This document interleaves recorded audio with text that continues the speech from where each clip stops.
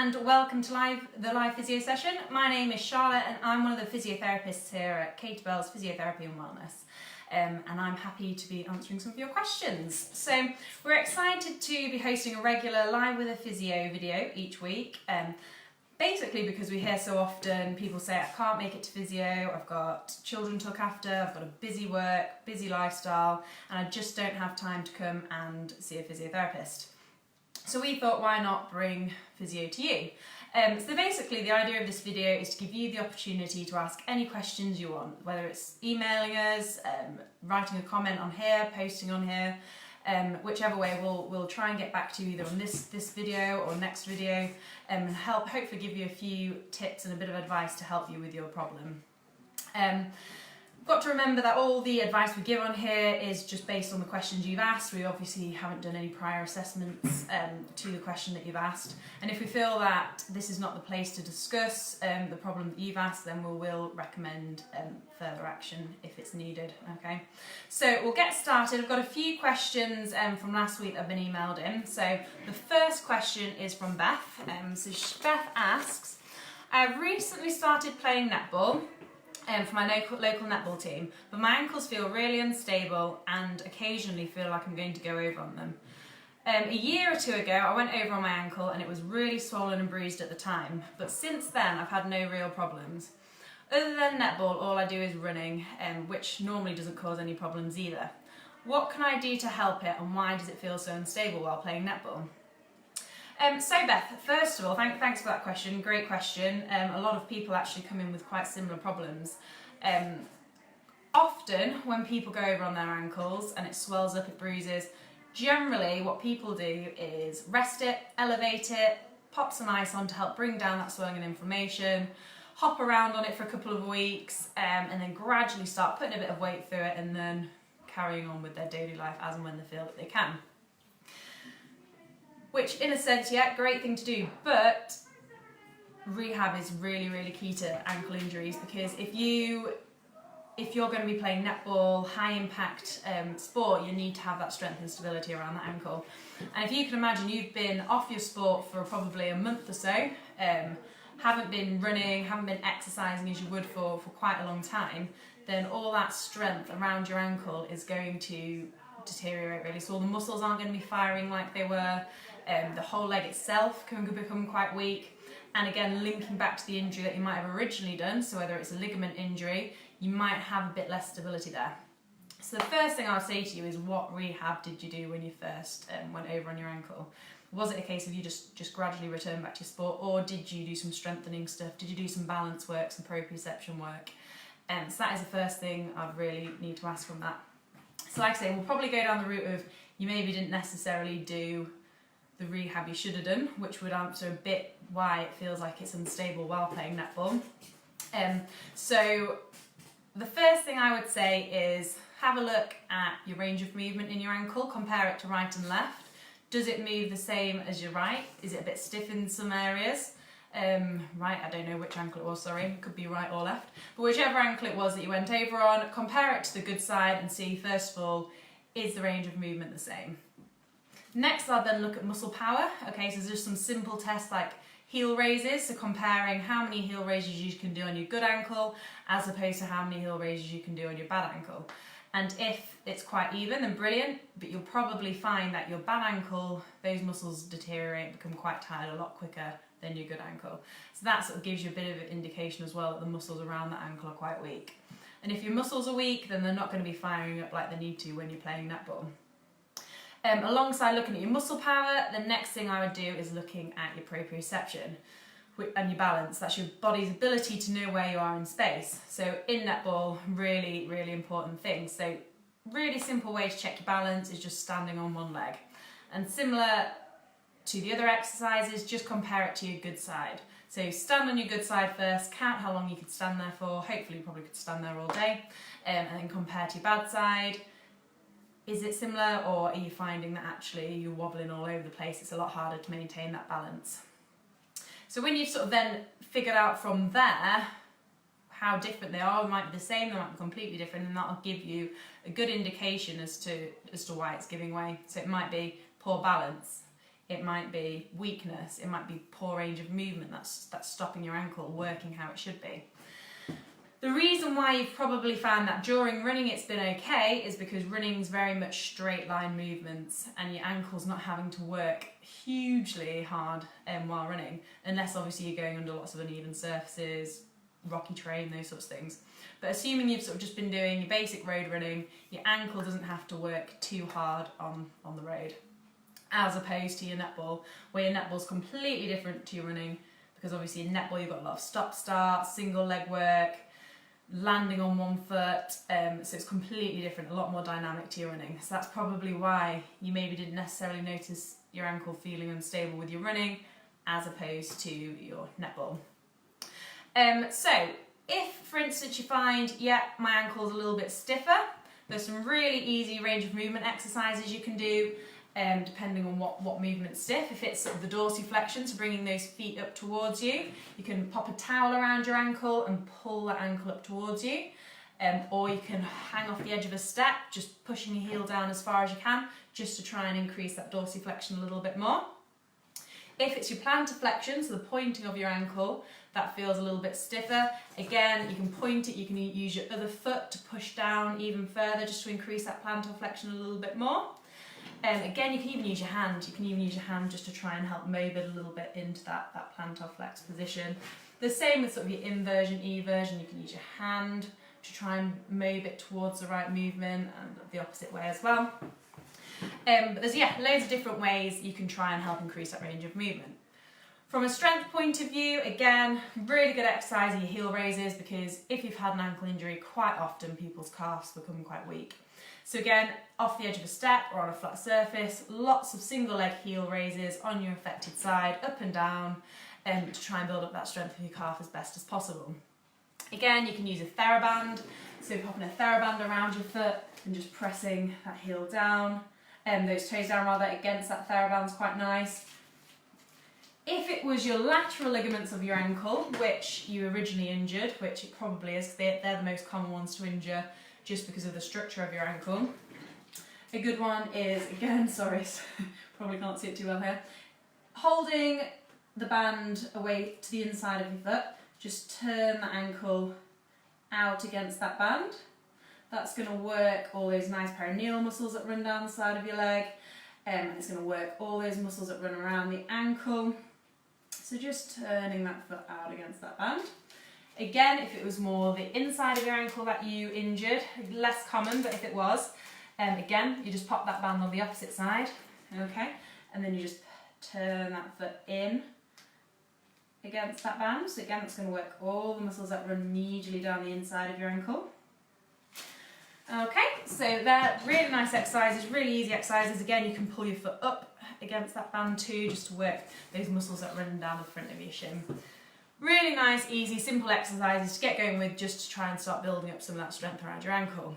Finally, from a balance and proprioception point of view, like I say, start off simple, start off standing on one leg. When you feel that that's better, you feel like you could stand quite comfortably on one leg, challenge yourself a little bit more. Close your eyes, okay, so take out that visual feedback, which you'll find makes it a lot harder to balance. You can stand on a cushion to give yourself that uneven surface, to work all those intrinsic muscles around your ankle a little bit more. And again, you can then stand on a cushion and close your eyes. And it's trying to fit this into your daily life as well, so maybe do it while you're brushing your teeth, cooking, whatever it might be.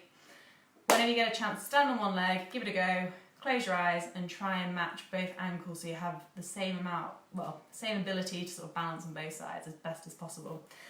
And I think you'll find that you probably will find a few areas, whether it's your strength, your balance, are actually quite different on your bad foot as opposed to your good foot. So address those issues, give it a go, try and strengthen it, try and improve your balance and see how you get on. If that's not making any difference, then feel free to pop in and see one of us and we can do a bit more of a thorough assessment to find out what exactly is going on. Okay, hopefully Beth, that answered your question.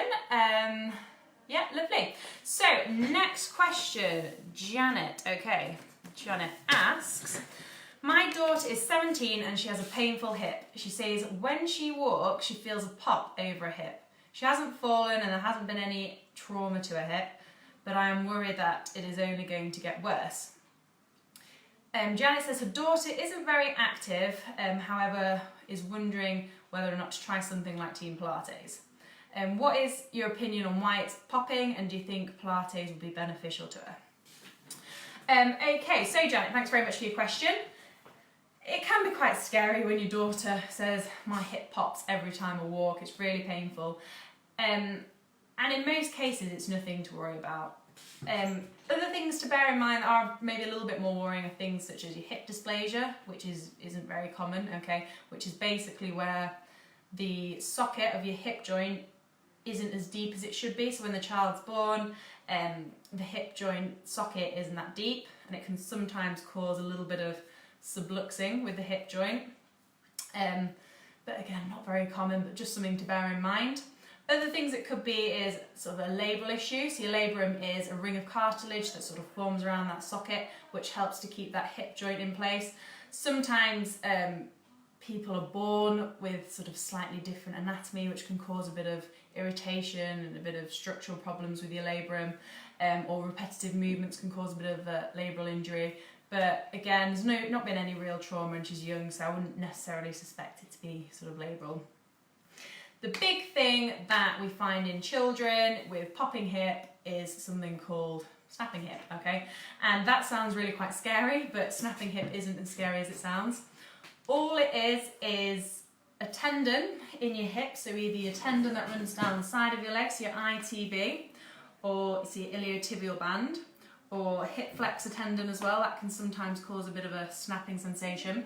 But it's really when your tendon rubs over your greater trochanter, so that bony part you can feel in your hip.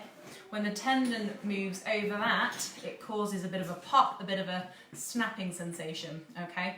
And it's really common in young girls, and it's because girls tend to be really quite bendy, so they don't have as much stability, they don't have as much muscle strength, therefore muscles get a bit tighter, and like I say, they haven't got great control, so those tendons and muscles just tend to literally snap over those bones. So what can you do for it? So there's a few things that you can do for snapping hip if that's what it is. Obviously, like I'm saying, it's just the most common thing for young girls. It could be something completely different, and if you feel that what advice I'm about to give you doesn't help, then like I say, do feel free to book in for an assessment. But basically, things you can do: stretching, really good. So stretching out your quads and your hip flexors, a really good way to stretch out your quads. Simple, knee to bum, okay, making sure your knees are in line. Adding a bit of hip flexor to that, you just take that knee behind your hip just to isolate that hip flexor a little bit more. Again, with that stretch, I'd hold sort of at least 20 seconds really until you can feel that muscle relax. So that's a really nice stretch for that. For your IT band, very hard muscle to stretch, and I'd probably say the best way to loosen off your IT band is foam rolling. Okay, so you might have seen them big rolls, literally rolls of foam, quite painful, but they're really good for loosening off your IT band. So lying on your side and popping your foam roller here and literally just rolling it up and down the side. There'll be lots of videos on YouTube and things of how to foam roll your IT band. But just making sure with it you don't roll over that hip joint itself, because you've got a fluid-filled sac called a bursa under there that can become irritated if you're rolling over that. So just stick to that strip of muscle just below that hip, down to your knee, and roll that out sort of at least 3-4 times a week. Just try and loosen off that muscle a little bit, and that in itself should help prevent some of that snapping sensation, that popping sensation. Along with that, strengthening up the hip will be really important. As you walk, if you haven't got great hip stability, and like I was saying, a lot of young girls don't because we're the bendy, as you walk, if you haven't got huge hip stability, your hip tends to pop out like that. Not quite like that, not as dramatic as that, but just a gentle little pop of that hip, and that can itself put a bit more pressure through the muscle that runs over there, bit of tightness over there, and again can just cause that snapping feeling. So getting really strong into the hip is really important. Ways in which you can do that are things like your squats, okay, so coming down and up, squeezing up through those glutes as you come back to standing, sitting down nice and deep, coming back up, squeezing those glutes. So that's really good for your glutes, your quads. You can do a clam, so lying on your side, feet and knees together, keep those feet together and just lift that knee up and out to the side. Okay, so that's again a really nice one for your glute there. Glute bridges, so lying on your back, feet and knees together. I can't really demonstrate this one as such. Let me just move the camera around. Okay, so glute bridges, lying back, feet and knees together or hip width apart, and you just peel up, squeeze through those glutes, squeeze through those hamstrings, and peel back down. So again, doing that until you can really feel it work in those glutes and those hamstrings. I'll just show the clam while I'm lying here. So your clam exercise, again, feet and knees together, top hip staying nice and still, and lifting that knee up and out to the side. So squeezing through that glute as you're lifting. Imagine you've got a drink just resting on your hip that you're wanting to keep nice and still, and just lifting up and down. So yeah, so there's 3 really nice exercises for strengthening up your glutes, strengthening up around your hips, and hopefully that should start to make a bit of a difference to your daughter's hip problems, okay? Like I say, if it's not settling down or you are quite worried, do feel free to book in for a free consultation, and we can have a look at your daughter's hip there and get to the bottom of it, okay? In response to Team Pilates, yeah, really, really, really great for young girls. Like I say, a lot of young girls don't have a lot of strength and control and stability, and partly because, like I say, we're young, still grow. We I'm not young. Partly because young girls are still growing. Like I say, still quite bendy. Don't do a huge deal of sport, so are generally just quite weak globally. So Pilates is a really nice, fun way just to start introducing a bit of exercise and getting everything really, really nice and strong. Okay. So I think that is all we've got time for. Okay, so hopefully Janet, hopefully Beth, those tips have given you a little bit of advice there, hopefully helped. Like I say, if I haven't answered everything, do feel free to drop us an email at hello@katiebellphysio.com, and one of the team will be here to help you. Likewise, if anybody else has any questions based on what we've covered today or anything else completely different, do feel free to email us, or again comment on this post or send us a message. Either way, one of the team will be there to get back to you. Like I say, if you do want to book in for a free consultation and think actually there's something that is pressing, whether it's your knee injury, ankle injury, whatever it may be, do book yourself in. One of the team here can have a look, give you a bit of advice, and hopefully help from there. Okay. So thank you very much for watching today, and that's the end of our Live with a Physio. We'll be here again next week, similar time. So yeah, please come back and ask any questions in the meantime. And again, we'll get some of the questions answered that we necessarily didn't have time to answer today. Okay, so thank you very much.